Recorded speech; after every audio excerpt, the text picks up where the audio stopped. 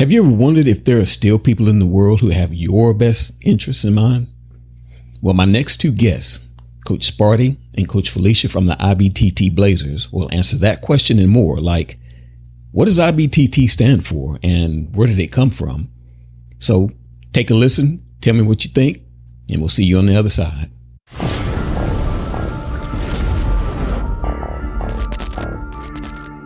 How y'all doing this evening? Doing great. Thank you. Doing great. All right. Doing all right. So, you want to go ahead and get started? I want to start with just kind of the story of how you guys started with IBTT and how the name came about and just kind of, the origins of it. Okay. I'll let my wife take care of that. That's her thing. Actually, it didn't start out with track. We really started out as just a ministry for youth.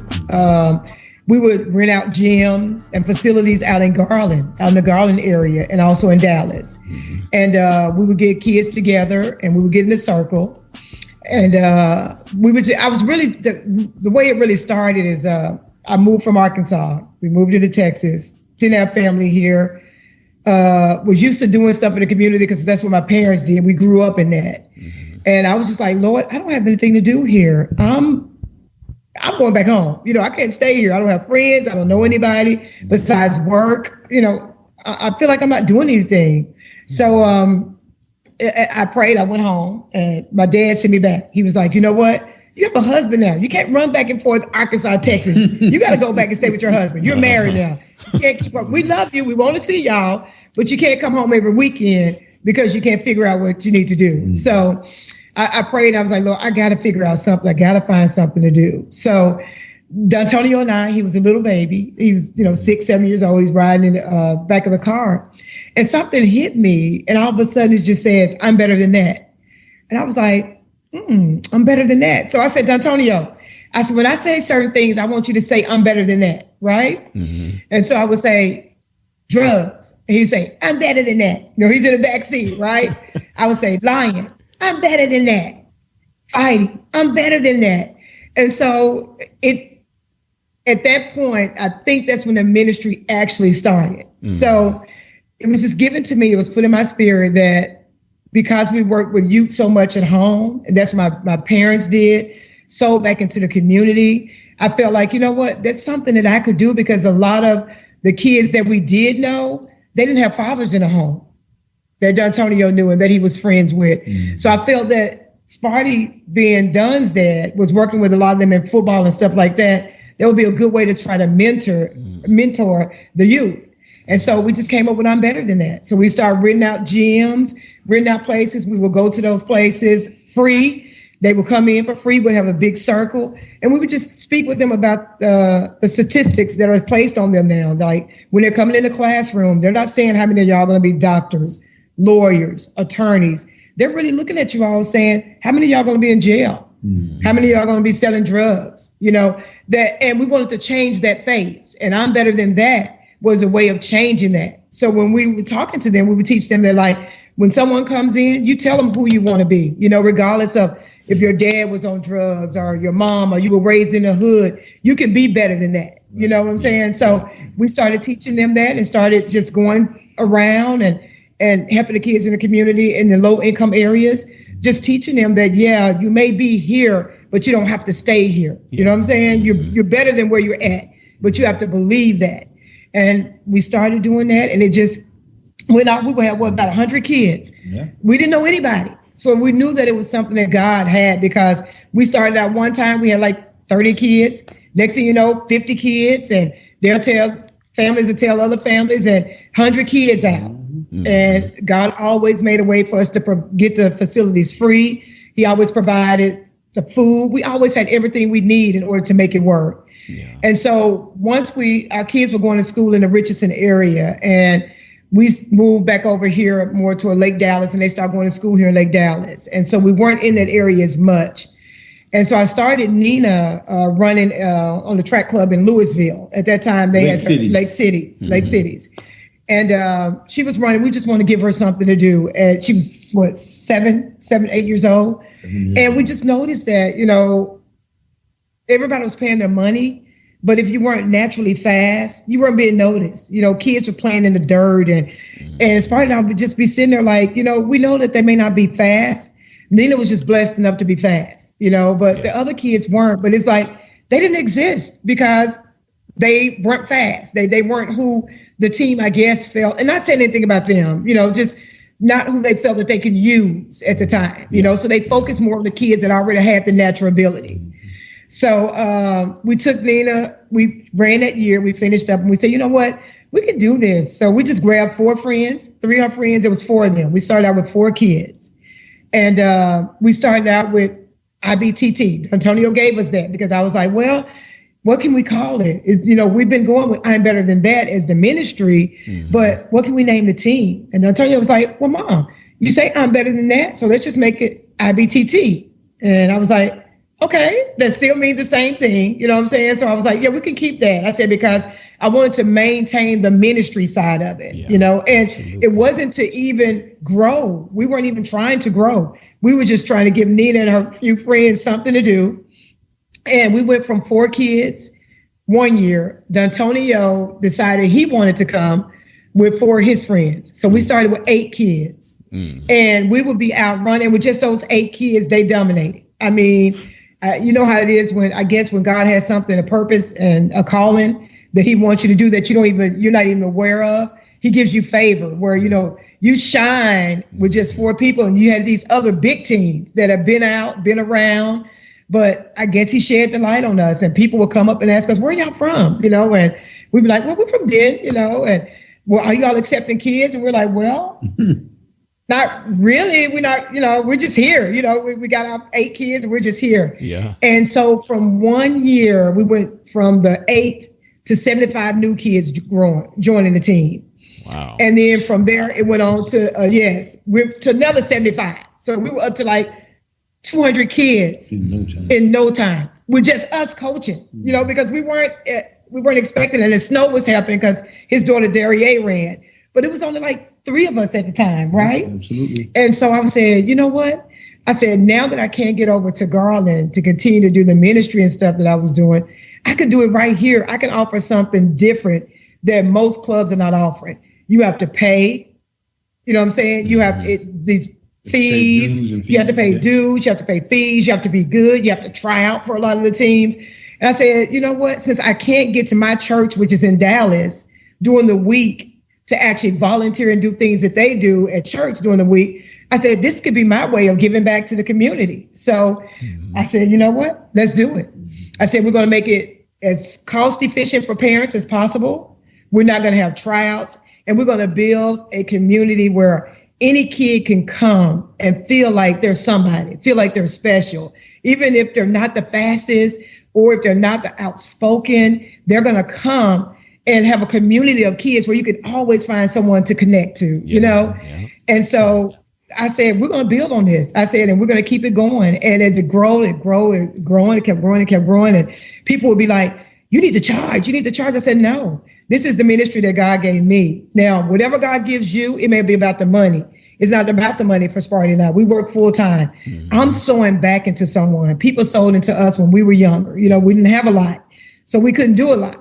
So we want to offer where parents have 3, 4, 5 kids, they can still run and not have to worry about if only 2 can run because that's all they can afford. Yeah. You know, we want to keep it where bring the whole family, everybody get to do something in one spot, have fun, build relationships, long lasting relationships, build friendship, build self-esteem. And at the same time, we give back, you know, and that's how it started. I mean, it didn't have anything to do with track. We didn't think we'll still be doing it now, you know. We thought that we're just going to do it with Antonio and Nina. And once they were done, we're going to. We're going to. And it grew so much. And God set a foundation that I just felt like I couldn't leave. So people thought that once D'Antonio stopped, that we would stop. I was like, no, it's bigger than them. And then once Nina stopped, everybody was like, well, so are y'all? I'm sure y'all really done now because y'all don't have any kids. I said, no, I'm not doing this for my kids. My kids didn't need this. I'm doing this. I'm giving back. I'm trying to give to other people. I'm trying to sow into other people. And me doing that, God has opened up doors for my kids. D'Antonio, how would he ever get into Stanford University? Not us. We can afford to send him there. You know what I'm saying? And nothing that he did spectacular, but because of what we sold into other people and because we're giving back our time and not asking for anything, but just kids be blessed, Yeah. So it just grew into this, and we're still here 18 years later. Yeah. Well, it's interesting that you say that it started as a ministry, because I didn't know that, but just seeing by how you guys are always, every practice, Coach Sparty and Coach Felicia are going to be there. And it's just been, like you said, for 18 years. And I'm not sure how y'all do that so much. And it must just be, like you said, God just blessing you with the energy and the strength and the knowledge and the wisdom to just do all the things that y'all do. Because I don't see how y'all could do it, but y'all happily do it. It has to be something that God actually calls you to do, because it's time consuming. Although you're giving back, you still have to deal with you'd be so surprised at all the other negative things that come on top of it that you also have to deal with. So it has to be something. I've had people that have left our team because they felt we were too big and started their own team. And came back to us in tears. They only had 20 kids that they took or did whatever. And came back like, we won't apologize to y'all. We didn't know. We thought it was just, you could just get up and do it. One guy was in tears. He said, you are called to do what you do. He said, I had 20 kids. And he said, I couldn't do it. Yeah, and a lot of the times it's kids, but it's parents also. Yeah. You got to deal with parents that, it's just the way it is. Yeah. And that's in any sport, anything. The kids are usually not the issue. It's usually the other side. Yeah.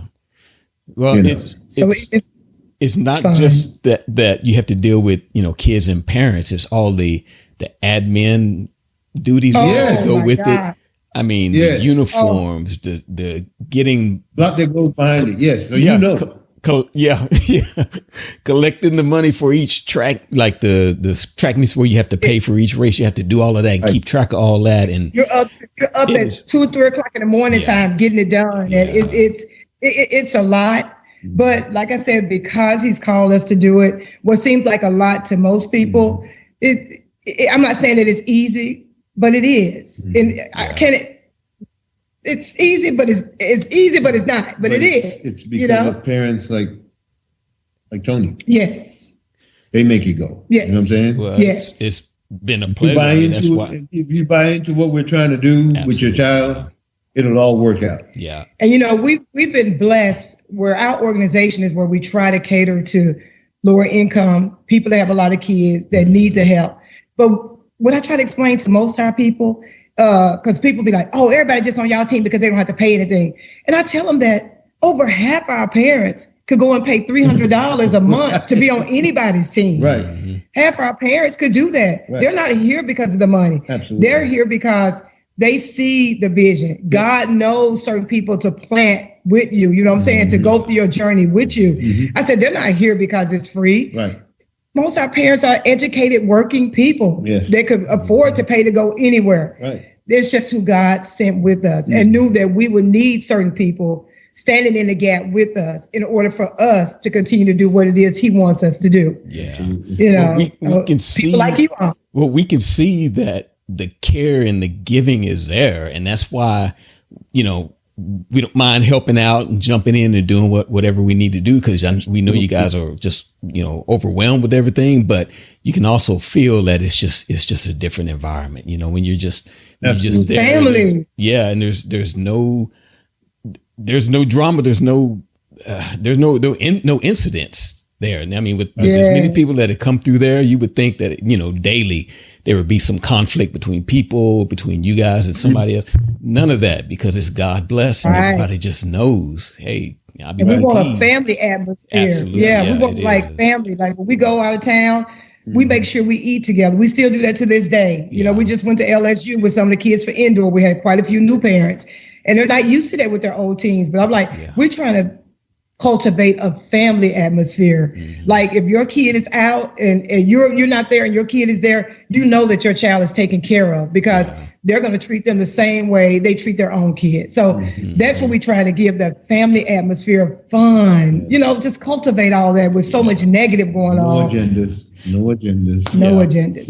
It's funny that you said that, your kid will be taken care of. I remember that first track meet when Corbin was running and there were no parents allowed on the field. And normally up until that point, everything that Corbin did, we were there right there with him. And it's that first time letting go, going out. Yes. You don't know where he's going to be. He's only 8, 9 years old. And you're like, oh, man, Sure. what's going to happen? And then he just came back like normal. And after that, I just knew that he was going to be okay. Anytime he went somewhere and we were with you guys at a track meet, there was nothing going to happen. Yes. Plenty of people looking out, you know, Yes. like you said, you're just a family, somebody doing something wrong. They'll yank them up. Hey, what you doing over there? Yank them up. Exactly. Yeah. Yep. Yeah. Yeah. So let's talk now about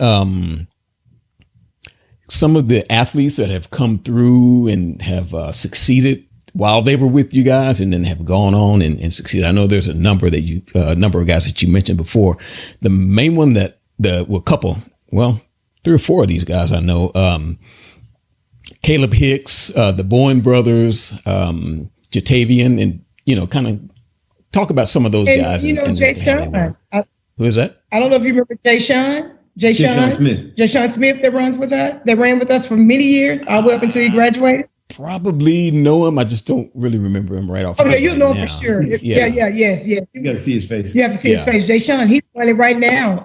Is he? And I think I can't think of where he's at now because he transferred. One of the universities in Kansas. He's in Kansas. He's running, right. Doing an excellent job. Really? Yes. Okay. Excellent job. Yeah. Sophie Day. Remember Sophie Day? Sophie Day's back. Yeah. You know, Nina, all of them were together. But like I said, Jatavian, the Bowen brothers, Caleb Hicks. God, there's so many of them. Yeah, you get lost. It's so many of them that have gone, that were here and that are gone now, that if I miss them, I apologize because, you know, it's been years, but a lot of them have pretty much almost a lot of the kids that are in the big places, Josh Jackson, all of them, they all filter through IBTT. Yeah. Yeah, I mean, if you're in the Denton, Corinth, Louisville, Flower Mound area, you've heard of IBTT, and you know, if you run track, then you definitely want to try to get on this team. I mean, how many are there right now? What's the total number of athletes you have right now?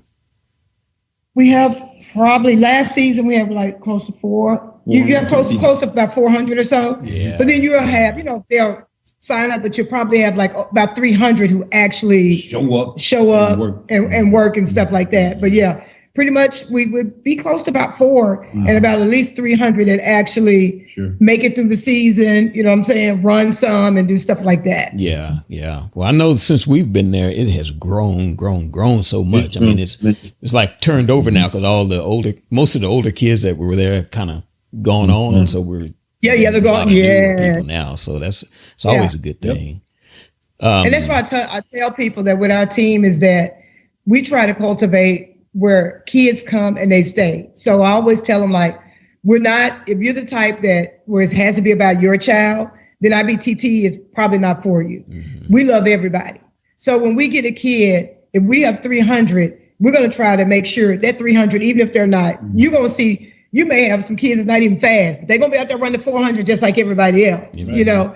But when they start with us, like your babies, they start with us at 8, 9 years old, and they're all the way up 15, 16, 17. Most of the kids that run with us, the twins, McCavion, Dalia, them, all these kids have been with us since 7, 8 years old and been with us for years. And that's what you want to build, where kids can come and grow out of your program, you know? So that's why I tell people that's what we look for. We want to compete. Yes, we want to win. But at the same time, we want to, like I said, have that family atmosphere where, like, I don't want to go until it's time to go, you know? We want to keep going with y'all year by year by year until our kids phased out, or, you know what I'm saying, they go on off to college or whatnot. So that's what we've been able to really do that. Yeah. Just a blessing. Yeah. Yeah. So you mentioned your son, D'Antonio. I've had him on a couple of times, and your daughter, Nina. Do you want to kind of talk about them a little bit and how they came up and through the organization and other things that they did as well? Yes. Right. They started through the organization. Nina, not for track. Nina didn't want to do track, but we made her get out there, and we was like, track is the catalyst to everything. Yeah. So if you're a good basketball player, track is going to help you. You're a good football player, track is going to help you. And that's what we told D'Antonio. So D'Antonio ran track all the way up until he graduated. Yep. And Nina ran all the way up until she graduated because it was going to help them in all their other sports. And Antonio went off. He was blessed to go to Stanford, the second largest college in the world, university in the world, and the largest in the United States. Never would have been able to get there. They have like how many kids on waiting list? So they 35,000, and they only take like about 1,000 of them. Only 1,000. Really? They got 35,000 applicants, and they take about 1,000, 1,200. Yes. Yeah. And I mean, we couldn't afford to send him there even if we wanted to. And it's not like a school where it's just sports. So he went on an academic scholarship. When they get you, it's academic, but then, you play the sport. So we blessed enough to have his grades up. He graduated from there, and he had offers from everywhere. People be surprised at how many offers Don had. He had offers from all over the place. I mean, football schools. But when he got the offers from Duke, Stanford, Massachusetts, schools like that, I said, we're looking at your future. Only so many guys are going to make it to the pros. Yeah. So we want you to go to a school where if you graduate and being an African-American male, people will look at that and say, wow, you know what I'm saying? So you can market yourself. You'll be of value, And so once Stanford offered, Duke offered, all the other schools, I was like, thank y'all so much. He was like close to 30 offers. Thank y'all so much. I didn't know 30. I didn't know he had that many. Oh, and it was still coming. Yeah. And we had to finally, we had to tell them stop. We told Antonio, because they want to build up as many as they can. I said, no, stop. No more. These are the schools we're going to choose from. We went and visit Stanford campus, and we said then, this is where you're going to school. We went to multiple other. But this is where you're going to school. Yeah. And I tell you, that was the best decision we made because he ended up getting having the concussions. Oh, okay. So that's why he didn't play a lot. Yes, the concussions, and had high expectations. Off season, they say he was doing well. He was ready to go, and he suffered a hamstring injury, but then he suffered that concussion, and it was like Stanford basically medically retired him. Yes. Oh, okay. Yeah. Because of the concussion. Oh, really? Yeah. But still covered his school, still covered everything. But now the connections that he has from that, and the things that he's working on with people from Stanford and stuff, people are going to be so surprised that, just the benefits and the connections that he made from going there. Yeah. And then Nina went on and she went to UCA, University of Central Arkansas. She could have actually gone to Stanford as well because he went, so she could have piggybacked off of him, but Nina was a homebody. Nina did not want to go far. She didn't want to go to Arkansas, but luckily we had a lot of family there. Yeah. So she graduated her degree, but Nina's a dancer. So she realized that track and all that really helped her. So she travels. She's danced with H-Town. She was in the Tank and Jay Valentine's video, Slow. She travels around all over the place. All over the country. All over the country. Went to Europe, UK. No, she was doing that. Yeah, she went to UK. Okay. Oh, yes. She's with Changing Faces. She's all over with all types of people. So the dance and all that stuff, people are like, how do you dance like that? How do you move your balance? All that track is a part of all of that. So now, both of them are kind of thankful that, we stayed on them and pushed them, to do things that they didn't want to do, but now they're reaping the benefits of it. Yeah. So and they come out to help. So they help us with the kids as well. Yeah. So we have several kids that come out to help that have ran with us in the past. Yeah, Sophie. Sophie helps, but Sophie comes out. But I think it's making sure they sew back as well, so they understand the importance of giving back. Giving back your time. You don't have money. You don't have whatever, you can always give your time and your gifts and your talents back. That is a good, that's a good thing for them to do. Wish corporate would do that, or maybe if he had time, he probably would. But. if he had time, I'm sure. Yeah. Right now, he's built a foundation so he can do what they're doing. Right. Yeah. So we're just hoping for good things for him. So. Absolutely.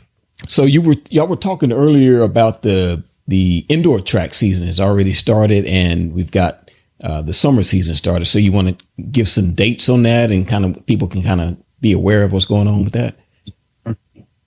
Well, the dates for if if anyone say like wanted to join the team, we're starting up our summer sessions. April, I believe it's that first week, the second week of April, we'll be starting our summer sessions. April 15th? It'll be April 14th will be when we start our summer sessions up. Okay.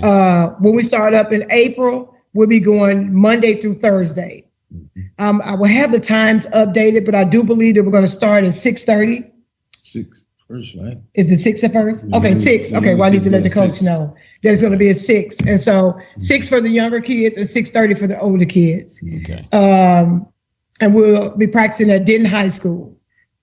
But if anyone is interested in, trying to sign their kid up or get more information, they can always email us at the IBTT. IBTT Inc. at gmail.com. Okay. Or they can go to, our Instagram and Facebook as well. Okay. So I'll have all that in the description so everyone can know exactly how to get in touch with you guys. And so you mentioned a couple of track meets, Clash of Texas and the Reckoning. So if people are interested in that, you want to give a little information on that, and there'll be this information in the description as well. Yeah, the Reckoning is, like I said, I believe it's at April 5th. They would just, of course, have to get in contact with us so that we can get the kids signed up, because that's in Austin. Okay. That meet is going to be in Austin. Yeah. The meet also, the Clash of Texas, that's in May. I'll get the exact date. That's also in Austin. That's also in Austin as well, because they're still considered more of the off-season meets. And so, but when we start up in April, the end of April, when we start up the AAU meets, they're typically in DeSoto, Lancaster, Dallas. They're local. And then in June, we will start up our TAP meets. And so we'll run every Saturday in June. Those are local. Those are Lake Dallas, Denton, Flower Mound, Louisville. They're around the local areas. Okay. And then we'll roll over into August, and that's when you have the big meets to qualify for the state. August. June. Well, June. AAU. Well, yeah, AAU. Yeah, for that. The AAU meets, July's a TAP. July's TAP. But the big meets will pretty much be in the July, 1st of August. Okay. All right. Well, I'll have. So it's kind of a lot to retain as far as that goes. Yeah. There's just something happening all the time from here on out, it seems like. So yes. I'll make sure to have everything in the description and everything, so everyone can have all the information and be able to contact you or whoever they need to contact. So I want to thank you guys for sharing your story. It was very interesting to me because, like I said, I didn't know how that started, how IBTT started. It's good to hear that story. I like hearing historical things like that, just kind of, telling exactly how things unfolded. So, and I just want to say before you guys go that we can't thank you enough for how much time and effort that you volunteer for these kids and how much you've poured into our kids. And you've probably affected thousands of kids over the 18 years. So, I hope so. I hope so. Yeah. Even if they stepped one foot and heard one word from you guys or learned anything from you've affected them. So you guys keep it up with whatever you're doing. We're going to try to keep supporting you guys, as long as we're there. And so, yes, sir. Yes, sir. We appreciate it. Thank you very much. Yeah. Thank y'all. And y'all have a good night. All right. Tell the kids we say hello. All right. I'll tell them. Tell everybody we say hello. All right. Enjoy. Thank you. Well, I want to thank Coach Sparty and Coach Felicia for taking the time out to talk with us, joining me on my show. I ask you to check out the description and see all the things that they have going on, the things they have had in the past. There's some links to some YouTube videos of the track club and things that they have done. So go ahead and check that out as well. And we'll see you next time. I appreciate it.